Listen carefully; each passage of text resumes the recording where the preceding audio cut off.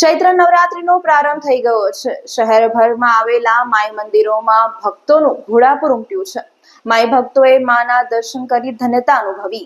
ડભોઈ સહિત સમગ્ર રાજ્યમાં આજથી ચૈત્ર નવરાત્રીનો પ્રારંભ થઈ ચૂક્યો છે।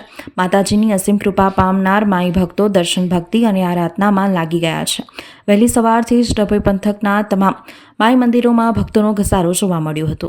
ડભોઈ નગરના હીરા ભાગોળ વિસ્તારમાં આવેલ પૌરાણિક જ્વાલા માતાજી મંદિર ખાતે વાકા સંસ્થા ડભોઈના ઉપક્રમે વિવિધ ધાર્મિક કાર્યક્રમો ચૈત્ર નવરાત્રી નિમિત્તે રાખવામાં આવ્યા છે।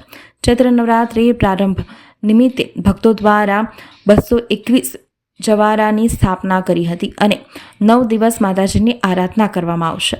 ત્યારે આગામી 5મી એપ્રિલના દિવસે અષ્ટમી હોય 25 યજમાનોની ઉપસ્થિતિમાં વિદ્યમાન બ્રાહ્મણોના વૈદિક મંત્રોચ્ચાર સાથે નવચંડી યજ્ઞ તેમજ મહાપ્રસાદીનું આયોજન કરવામાં આવ્યું છે।